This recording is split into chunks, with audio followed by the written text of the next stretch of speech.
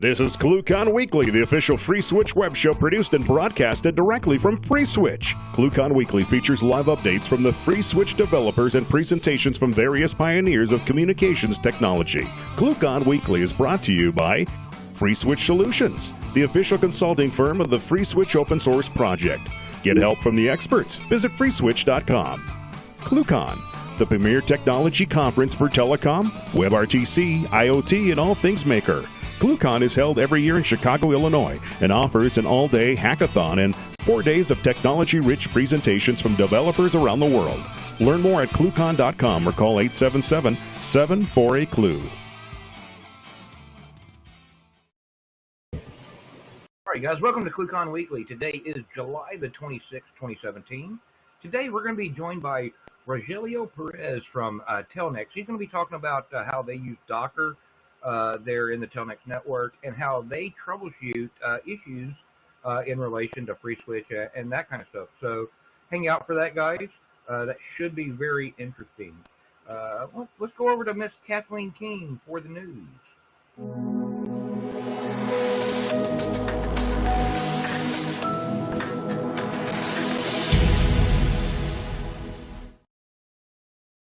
Thanks, Ken. First, we would like to remind you that ClueCon is coming up very soon. You have 11 days left to register. And for those of you that have already registered, I look forward to seeing you all there. It's going to be a great time. We'd like to thank all of our wonderful sponsors for helping make these events possible. And a special shout out today to Digibox and FreeSwitch for hosting the Gigabit reception with bowling and billiards. We have a wonderful party planned for you with food, drinks, and a lot of fun. We're very excited about that. And remember, we have 2 great trainings to choose from this year.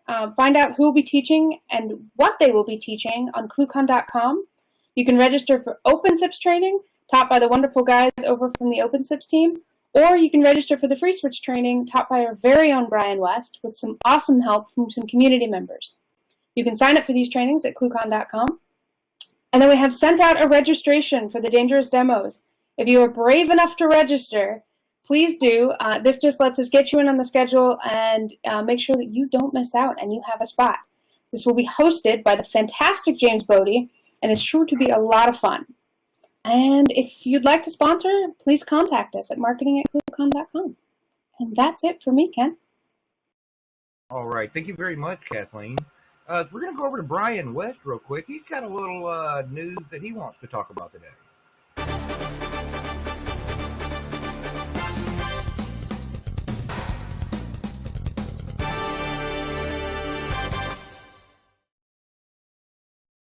Thanks, Ken. I would like to take a moment to remind everybody that is attending, that has registered already, that we have this wonderful laptop to give away on Thursday.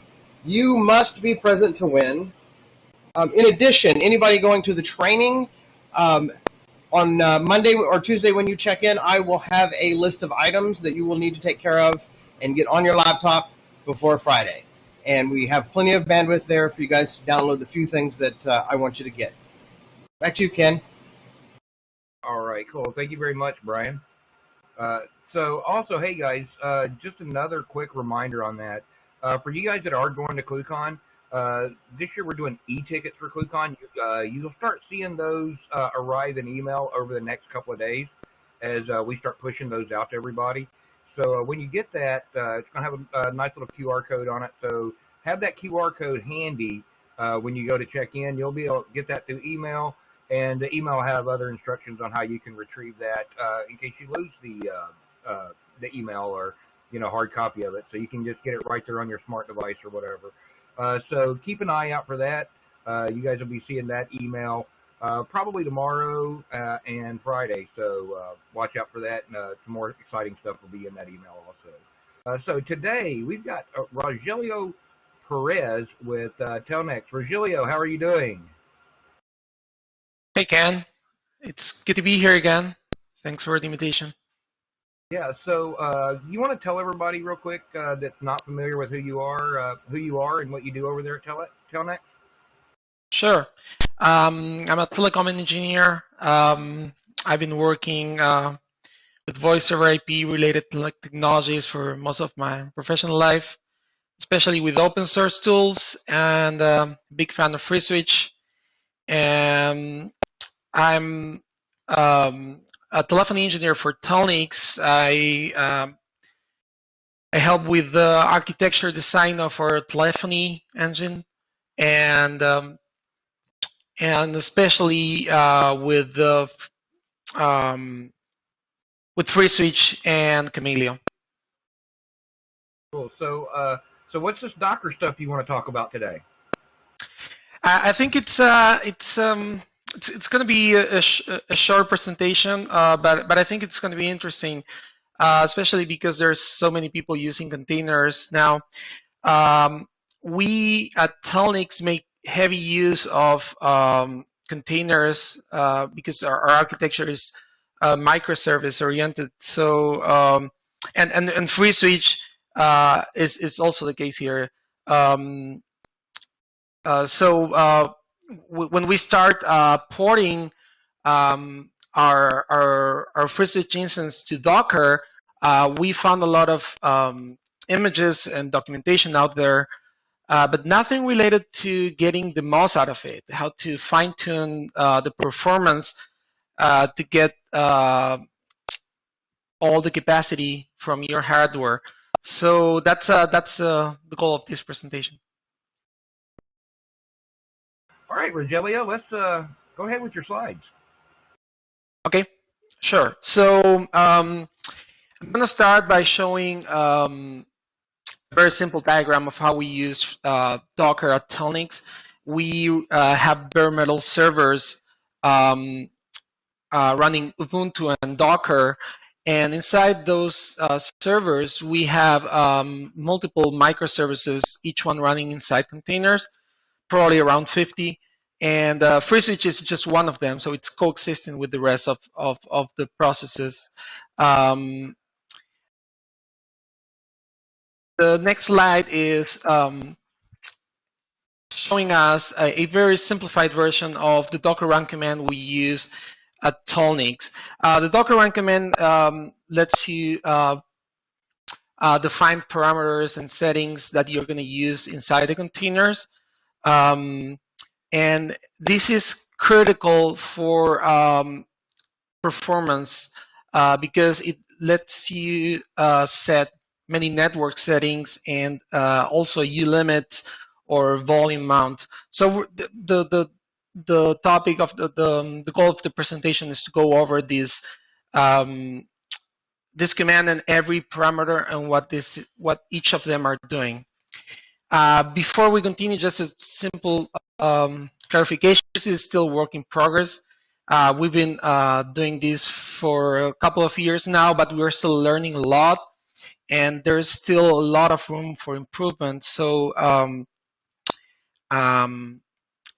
just you should expect more, and probably in the future we can do another one with the findings that we get along the way.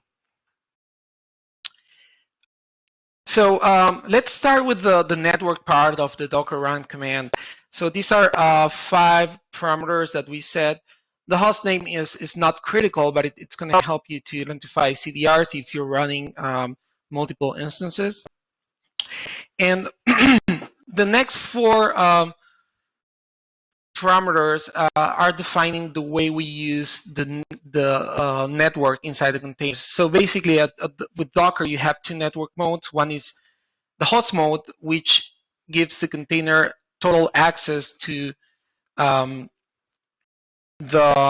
server network resources, or the Docker network engine, which acts as a router, or you can think of a virtual machine route network engine. It's similar to that.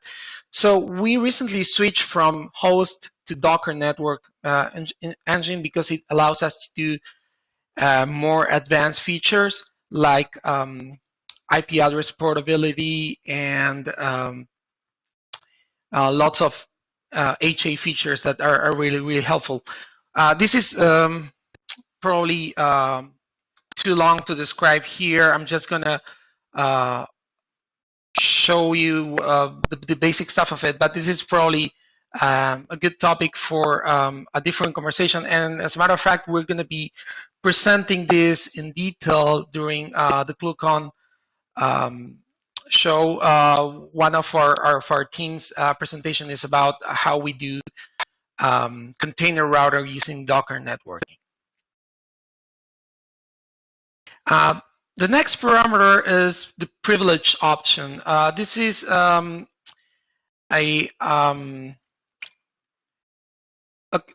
dangerous thing to just turn on for any container. You should be careful because it's basically allowing the container to access all capabilities of the server without limitations. We do this for FreeSwitch because we need all the resources, as is the core of our network, and also because we need it for the advanced network features that we use from Docker. So that's also recommended if you want to get the most out of it. The next two parameters are very important if you want to generate core files inside the container. This is very useful if you're going to report issues to the FreeSwitch support team. So these are very simple instructions on how to get this done. First, you need to run these 4 commands in the tanker or in the server before starting the container. Then you gotta be sure that FreeSwitch is running as user root. And then you set the ulimit core to -1. And lastly, this is optional, but it's very useful. With this command, you're basically mounting the container directory where you store the core files in the tanker, in the server. That means if something happens to the container, if it stops or if it gets deleted, you will still be able to access the core file outside of it.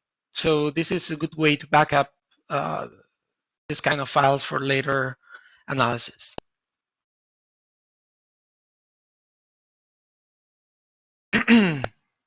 Okay, the next one is the 4 ulimit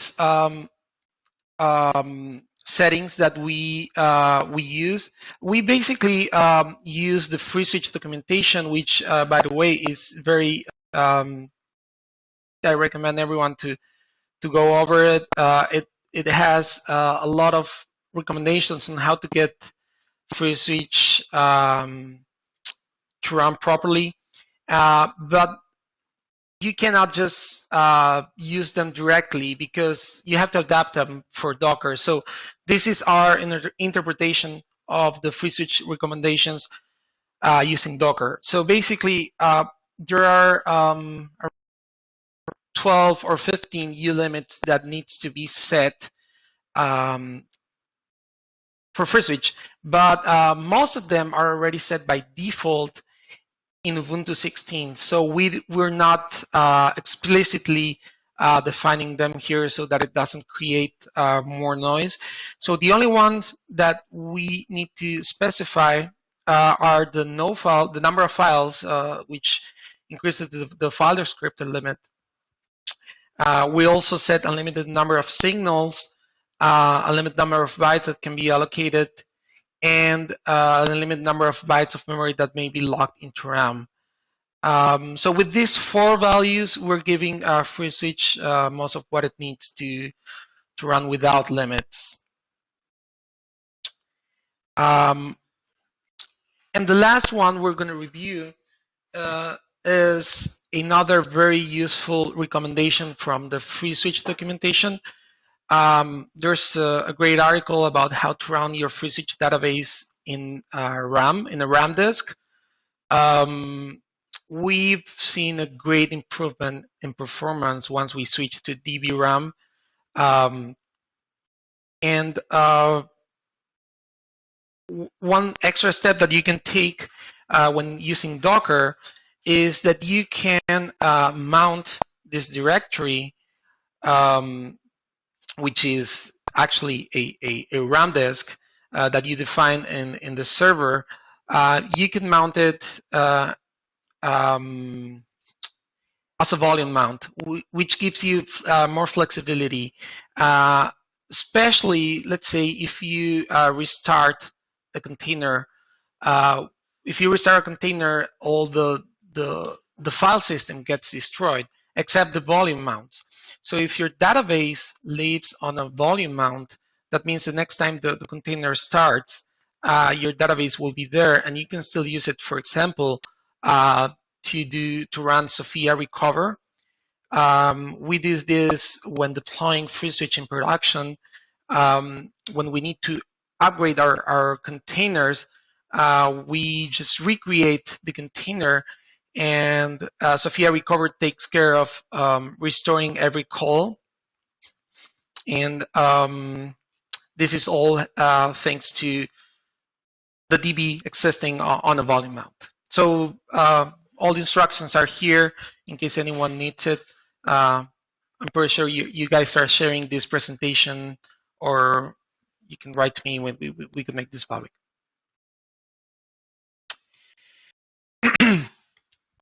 Okay, so it's been a while that we've been working with this tuning for FreeSwitch, and we would like to share what are the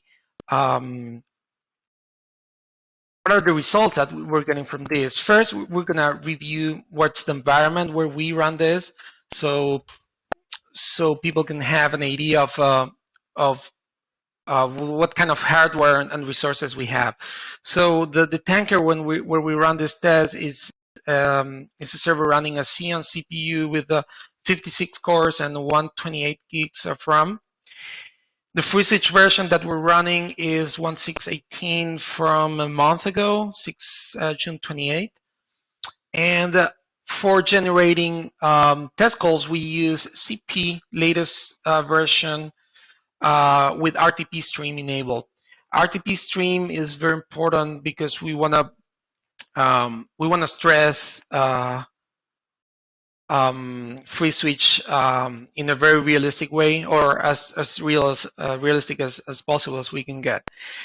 I think there's a FreeSwitch article in the wiki that says that load testing or stress testing is it's a little bit of black magic and luck and some technical skills, which I think it's true, because it's very difficult to get consistent results when you have such a complex system. So what we try to do here is we try to simplify the call flow scenario to a very, very, very simple call, a call that is originated in on the A leg and connected to a B leg using different FreeSwitch Sophia profiles. The call lasts 10 seconds. There's PCMU RTP traffic flowing from A to B and back from B to A. This is thanks to CP RTP stream feature and RTP echo on the B leg. So I wrote here all the UAC and UAS commands we use. UAC is the caller, and UAS is the CP instance that answers the call and echoes the RTP traffic. So as I said, it's very simple call flow. We use a static dial plan with XML curl, 10 seconds duration calls. We don't do transcoding. It's PCMU codec, and it's SIP over UDP. The call flow is also described there. CP UAC sends a call to Camelio. Camelio sends it to FreeSwitch. FreeSwitch back to Camelio, and finally to the UAS that answers the call. So with this environment, we were able to get this result. If we run CP at 10 calls per second, we will get approximately 1.2K concurrent calls. This is a sustained result. It's not something. It's not a snapshot. This is something that runs for at least 30 minutes, and as you can see, we're getting no retransmissions, no timeouts, no unexpected messages, and you can also see that there's RTP traffic flowing. The out and in are not the same, so we're working on finding where this difference is, if it's on CP or on FreeSwitch or in the network side. But at least it's generating the amount of noise that we need to get this running. Here on the top left, what I'm showing you is the CP interface. This is a screenshot that shows the 100 calls per second. On the top right, we have the FreeSwitch status output that shows us pretty much the same. There was a peak of 2.4K sessions, which correlates to the 1.2K calls. Remember, one call equals 2 sessions, right? And here on the bottom, we have the output of the glances tool. Glances is similar to top or HTOP, but it's I find it more useful and more detailed for stress testing. So here we have the CPU. You can see that the server is chilling. The load for the last minute was 7 when we have 56 cores, so that's good. Memory is good, and the swap memory is good too.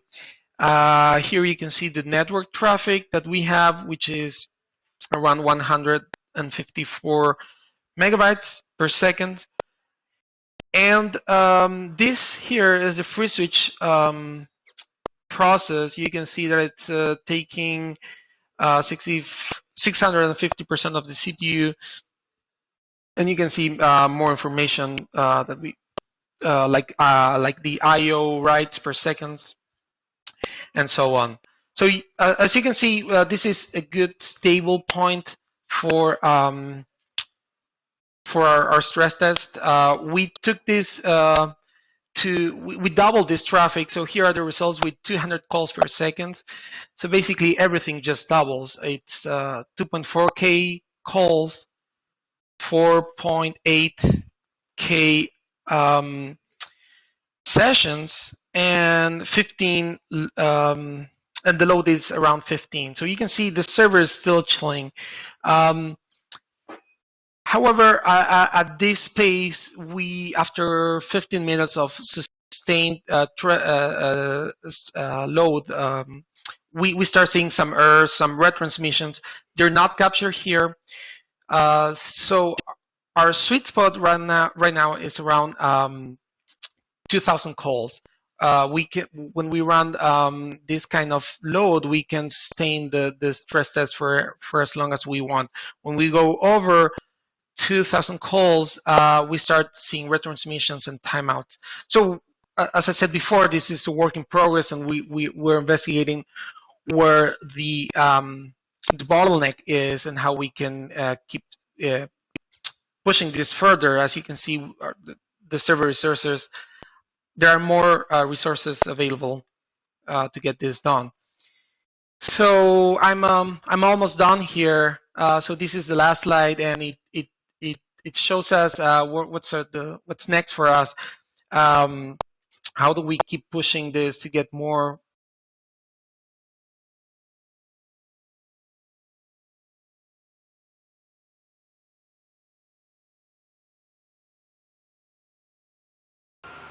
Still with us, Rogelio? Mr. Test.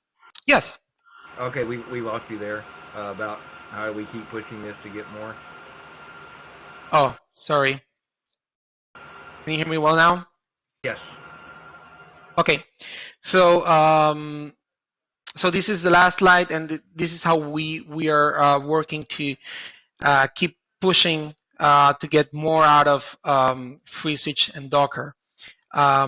So the first thing that we're working on is getting better at using CP, the call generator tool.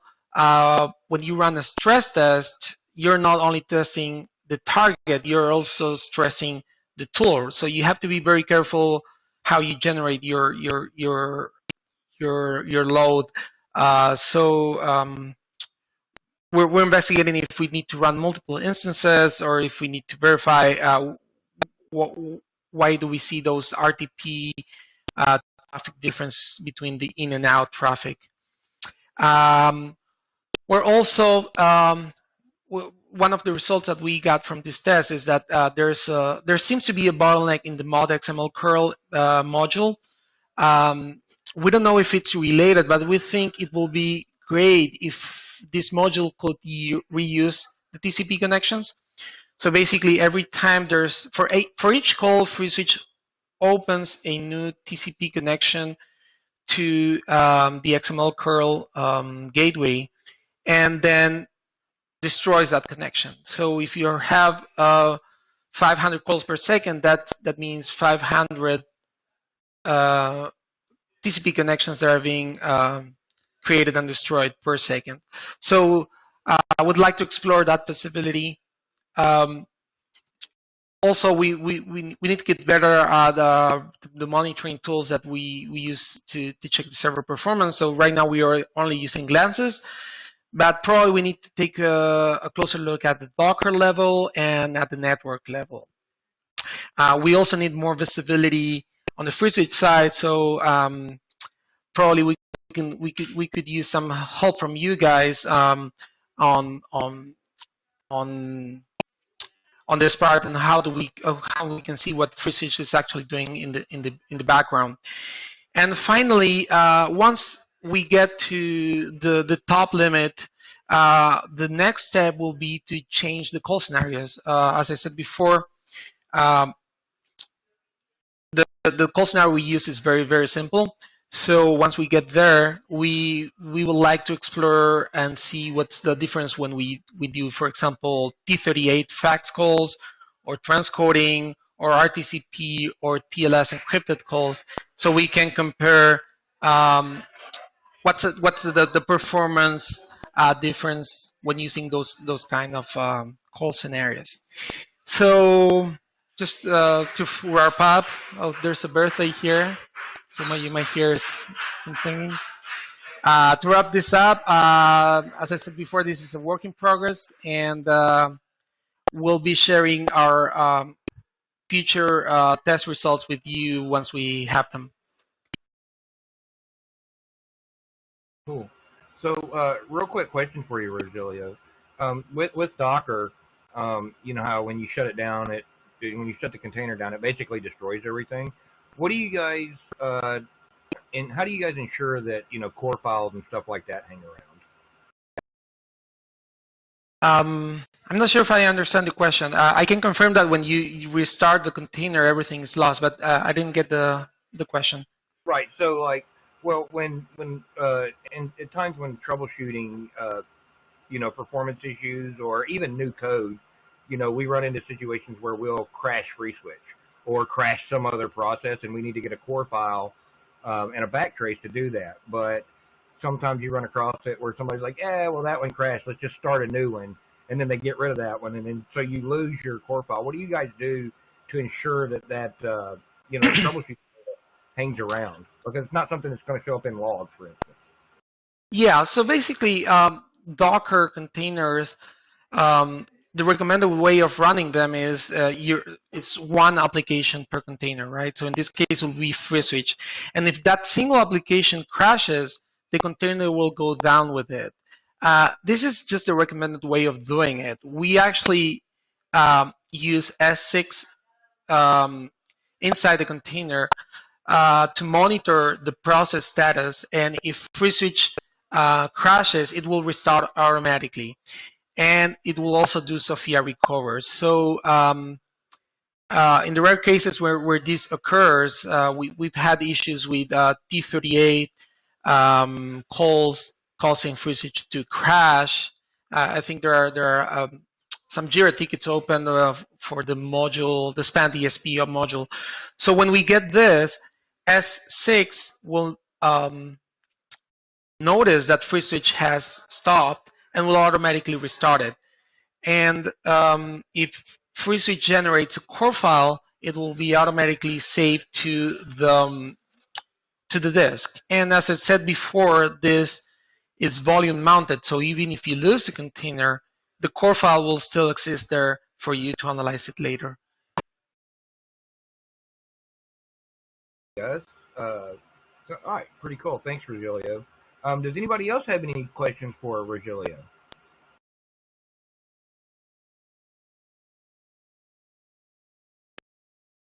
All right.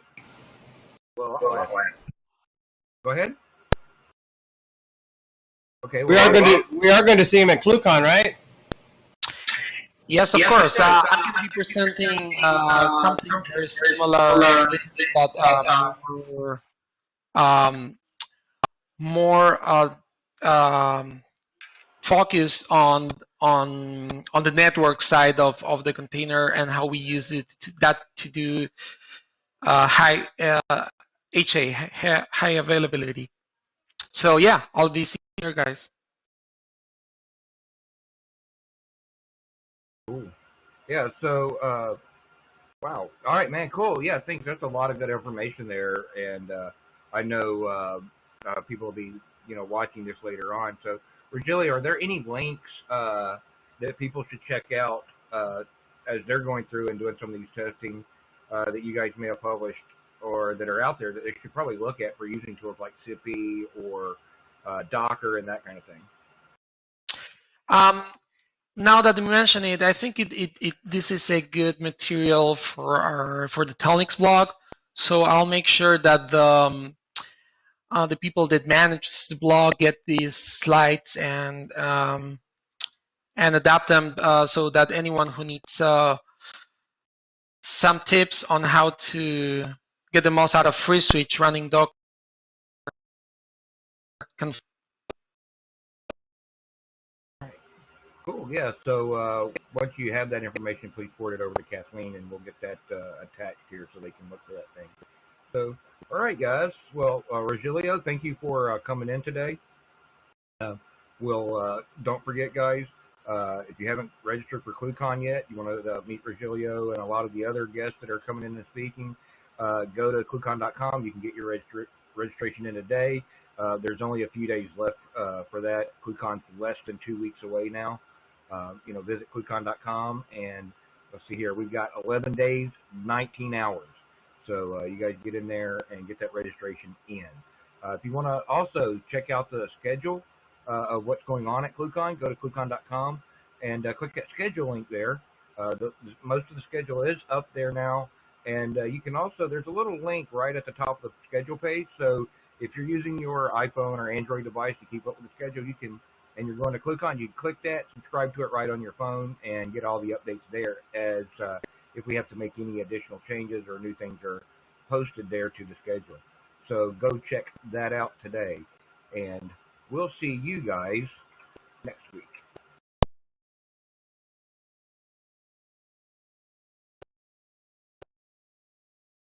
You've been watching ClueCon Weekly. Tune in every Wednesday at 1 p.m. Eastern Time, or visit us online. Please follow the FreeSwitch team on Twitter and Facebook by visiting our site at freeswitch.org.